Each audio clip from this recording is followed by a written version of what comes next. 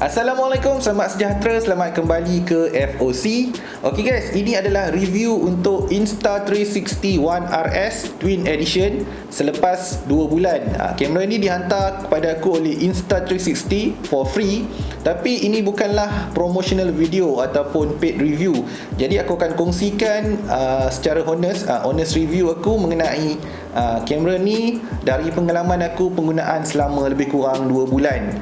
Sebelum kita pergi kepada review, sedikit introduction mengenai One RS ni. One RS ni sebenarnya adalah upgrade kepada model kamera yang sebelumnya, iaitu One R. One R dan One R ni adalah action camera jenis yang kita boleh buka ataupun kita boleh pisahkan bahagian-bahagian dia, lens dia, bateri dia dan juga dia punya body ataupun core dia orang panggil.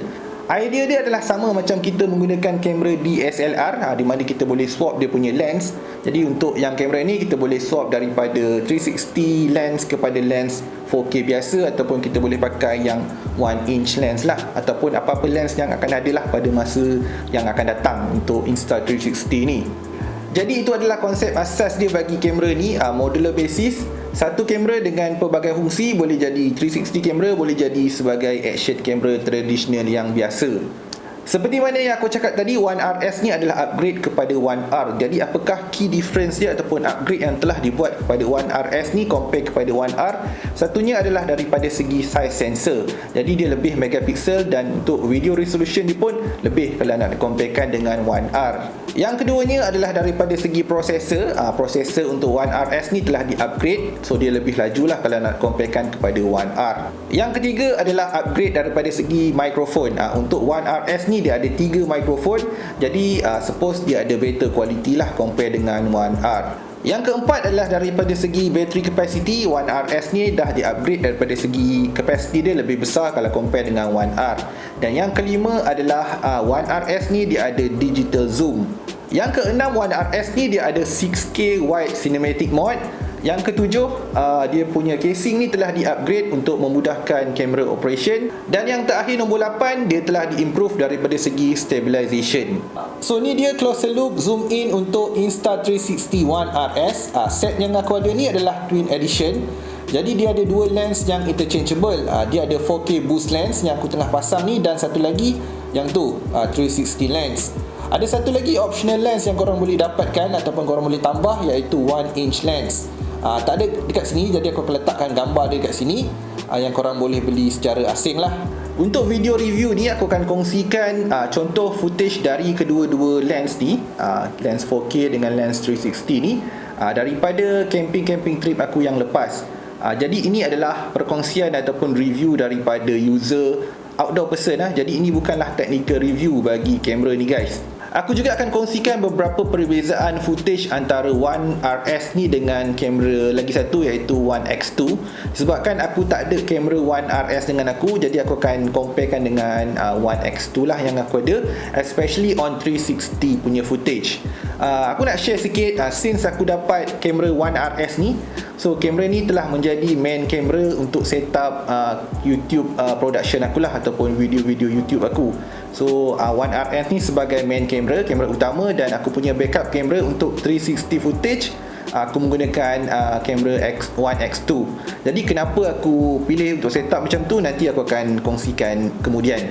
3 fokus utama yang aku akan kongsikan dalam review aku kali ni, satunya adalah daripada segi kualiti footage dan kualiti gambar daripada kamera ni.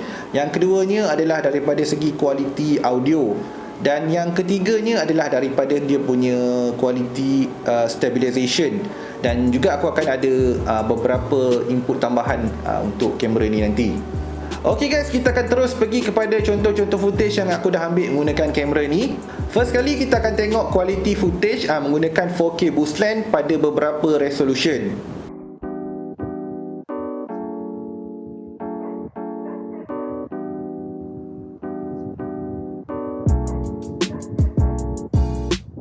Dan ini pula adalah contoh 360 footage One RS dan 360 footage daripada One X2.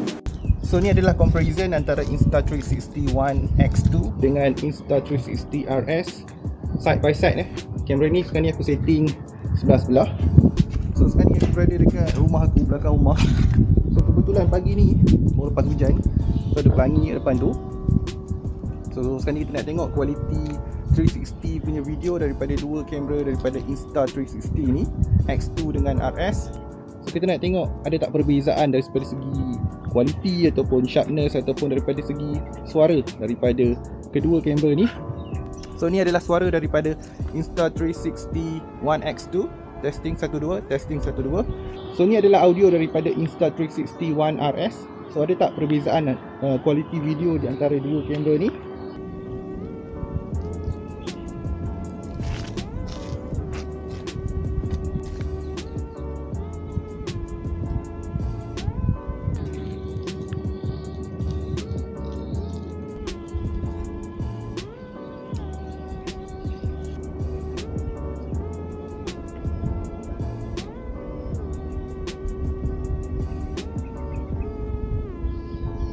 Ini adalah contoh footage yang diambil pada waktu malam ataupun low light daripada kamera One RS dan juga One X2.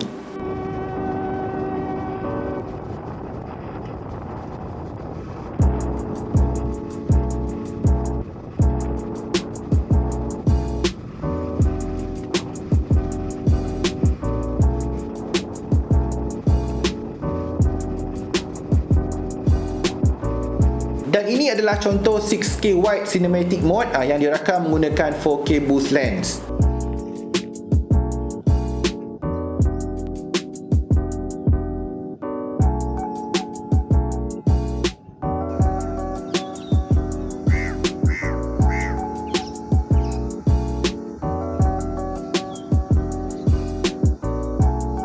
Dan ini adalah beberapa contoh gambar yang aku ada ambil dengan menggunakan setting pada resolusi tertinggi iaitu 48 megapiksel.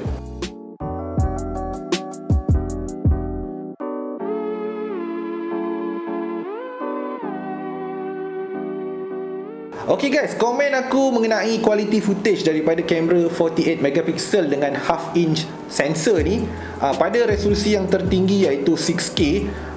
Pada skrin aku yang biasa-biasa tu, dia tak ada nampak sangat dia punya special ataupun details dia compare dengan 4K punya footage.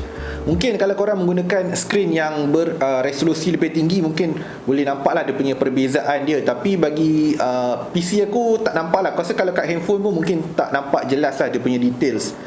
Cuma dia agak wide. Bagi aku 4K punya footage tu pun dah cukup cantik. Dan lowest resolution yang aku boleh pergi adalah 2.7K. 1080 aku rasa mungkin dia tak berapa cantik lah bagi mata aku ataupun pada pandangan aku. Jadi untuk aku punya video, paling lowest resolution yang aku akan recordkan adalah 2.7K lah kalau aku menggunakan kamera ni. Dan untuk pengetahuan korang, beberapa video aku yang terakhir ni yang aku menggunakan kamera ni, semua footage tu adalah footage yang straight daripada kamera. Aku tak ada buat apa-apa color grading. So aku terus edit dan terus upload. Tak ada buat apa-apa color grading sebab aku rasa color dia pun dah cukup ok kot. Jadi secara overall untuk kualiti footage daripada kamera One RS ni, aku boleh katakan aku berpuas hati dan aku sukalah. Kalau nak comparekan kepada latest model daripada competitors, aku rasa dia punya kualiti dia tak jauh beza lah dan tak mengecewakan. Just sedikit tips, kalau korang nak record video menggunakan One RS ni, untuk dia punya sharpness punya setting, korang jangan setting kepada high. Aku setting low dengan medium. Aku rasa kalau high tu dia macam tak berapa okey lah. Aku rasa kena setting dekat low baru nampak okey dia punya footage. Sedikit tambahan pandangan aku mengenai footage tapi untuk footage waktu malam night footage ataupun low light, aku rasa aku suka lagi rakaman footage dari kamera One X2 compare dengan One RS ni. Sebab aku rasa dia mungkin lebih cantik lah, pada pandangan aku lebih cantik, lebih clear. Tu just pandangan peribadi aku lah untuk night punya footage. Dan sedikit komen aku mengenai gambar 48 megapiksel daripada One RS ni, bagi aku nampak details dan sharp. Memang upgrade yang besar lah kalau compare dengan One R. Jadi gambar dia ni aku rasa memang ok lah, kualiti dia boleh dikatakan standing dengan smartphone yang spek tinggi. Untuk rakaman video trip camping aku menggunakan resolusi 2.7K 30 frame per second. Aku rasa dia punya kualiti ok lah, cukup ok walaupun tak secantik 4K. Tapi dia tengah-tengah lah kan, dia tak bawah sangat, dia tak atas sangat. Sebabnya daripada segi storage, kalau aku menggunakan 128 GB punya SD card, kalau aku rakam 2.7K aku dapat 5 jam lebih. Kalau aku record 4K aku cuma dapat 3 jam. Jadi 2 jam perbezaan dia tu. Jadi aku nak jimatkan SD card, jadi aku record semua video-video aku yang korang nampak dekat episod yang lepas-lepas tu, aku record menggunakan 2.7K dia punya resolution. Seterusnya aku nak komen mengenai audio. Untuk One RS ni, dia ada 3 mikrofon pada side-side yang berbeza. Jadi dia punya audio tu memang clear lah kalau nak comparekan kepada One X2, macam yang aku tunjukkan tadi tu. Tapi cuma dalam kondisi yang perfect tau. Dalam keadaan macam contoh keadaan yang berangin dekat tepi laut ke apa, dia ada problem sikit sebab mikrofon dia banyak sangat aku rasa. Jadi dia ada macam gangguan bunyi sikit lah. Walaupun dia punya casing ni dia ada penapis angin tau, tapi bagi aku memang still kuat lagi lah bunyi efek angin tu. Bila ada angin memang agak mengganggu dan menyakitkan telinga lah. Jadi solusi dia, korang boleh menggunakan external mic, korang attachkan kepada adapter ni dan korang gunakan mic yang ada wind sprayer. Kalau menggunakan internal camera dia ni memang agak kurang lah kalau dalam keadaan yang berangin. Tapi dalam keadaan yang perfect, yang tak ada angin, kondisi yang tak ada angin, audio daripada One RS ni memang menang banyak lah kalau compare dengan X2. Sebab satu mic dengan 3 mic kan, confirm lah yang 3 mic ni menang. Tapi secara overallnya untuk kualiti audio, aku rasa masih ada lagi ruang untuk improvement lah, untuk diimprovekan mungkin pada model yang akan datang, ataupun improvement pada model yang sekarang ni. Mungkin ada wind slayer ke ataupun apa-apa accessories lah untuk mengurangkan bunyi angin. Okay, next, yang ketiga adalah daripada segi stabilizations. Secara generalnya aku boleh katakan untuk Insta360 ni memang dia power lah bab stabilization ni, memang on top lah. Dan disebabkan inovasi dia orang lah, kita boleh dapatkan angle-angle kamera yang kita tak boleh dapat sebelum ni daripada kamera action kamera yang biasa. Untuk 360 punya lens, waktu aku gunakan dekat One RS ni memang okey, tak ada komplain, sama je dengan X2, memang power. Cuma untuk 4K punya lens ni, dia kadang-kadang tu dia ada terplank out juga. Especially bila ada movement yang terlalu laju mungkin, ataupun dalam keadaan yang low light tau. Kadang-kadang tu dia ada terplank out juga dia punya stabilization. Tapi dalam kondisi cahaya yang baik dekat luar apa semua, dia punya stabilization tu memang okey lah, memang power lah. Jadi secara overallnya untuk stabilization Insta360 One RS ni untuk 4K tu kena improve sikit, dan untuk 360 tu memang dah okey lah, good job. Alright, sedikit tambahan point untuk Insta360 ni, satunya adalah mengenai dia punya firmware. Waktu aku mula-mula dapat kamera ni, aku terus dia pakai guys. Dia punya firmware masa tu yang ini, dia punya firmware. So pada awal tu dia ada sedikit isu tau. Isu dia adalah dia akan jadi, kamera ni akan freeze dan akan berlaku damage ataupun corrupted punya files lah. Memang ada banyak file aku corrupt pada penggunaan aku pada awal-awal tu. Jadi aku terus contact Insta360 ni, aku beritahu lah apa yang jadi, dan diorang terus suggest aku untuk update firmware kepada firmware yang ini. Jadi selepas aku upgrade ataupun update firmware tu, memang masalah tu memang dah settle lah. Jadi kalau korang pengguna One RS dan korang ada masalah yang sama, korang boleh menggunakan solusi yang aku dah buat lah. Pastikan korang punya kamera tu, dia punya firmware tu adalah firmware yang paling update. Next adalah dia punya bateri guys. Bateri dia ni untuk penggunaan cara aku, dia boleh tahan daripada aku guna siang sampai malam kan.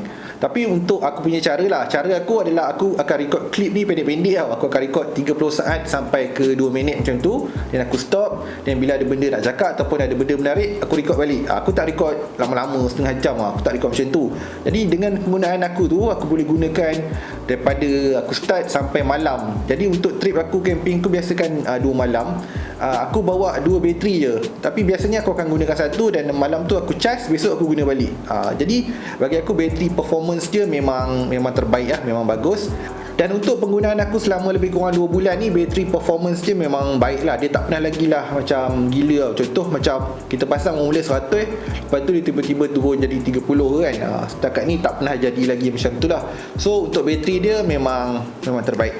Ok guys, berbalik kepada cerita awal tadi, kenapa sekarang ni aku menggunakan Insta360 One RS ni sebagai main kamera aku, kamera utama aku. Sebab aku rasa untuk platform YouTube, kualiti footage yang dia boleh deliver ni dah cukup baik lah. Jadi sekarang ni waktu siang, waktu malam, aku menggunakan kamera ni lah untuk aku record scene-scene camping aku. Sebelum ni aku menggunakan kamera DSLR tau geng.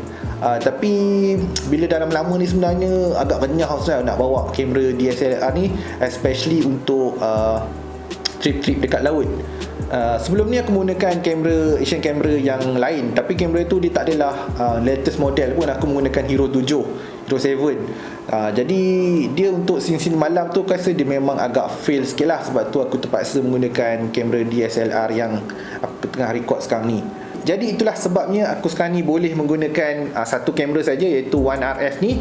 Sebabkan scene ataupun footage waktu malam dia tu boleh dikategorikan sebagai usable lah.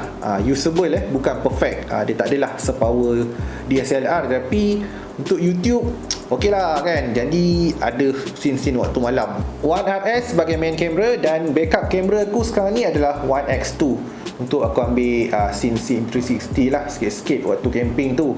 Walaupun One RS ni kita kan kamera ni interchange kan, kita boleh pakai yang ni, yang 360 punya lens. Tapi dalam situasi sebenar, waktu aku camping ataupun waktu aku tengah atas kayak ke kan, dia jadi takkan aku nak tukar-tukar lens tu, dia jadi tak praktikal kan. Since aku dah ada X2 ni, better aku pakai X2 ni je untuk 360 punya footage. Jadi itulah jawapan kenapa aku menggunakan kedua-dua kamera ni untuk aku punya YouTube production.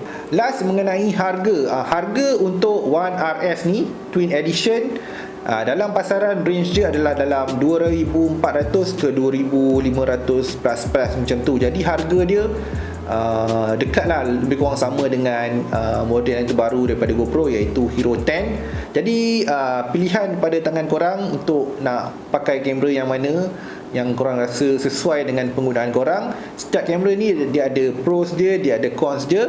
Jadi korang decide sendiri. Jadi aku rasa itu saja perkongsian ringkas ataupun review daripada penggunaan peribadi aku untuk kamera Insta360 One RS, dan sedikit perkongsian tentang kamera lama akulah, One X2.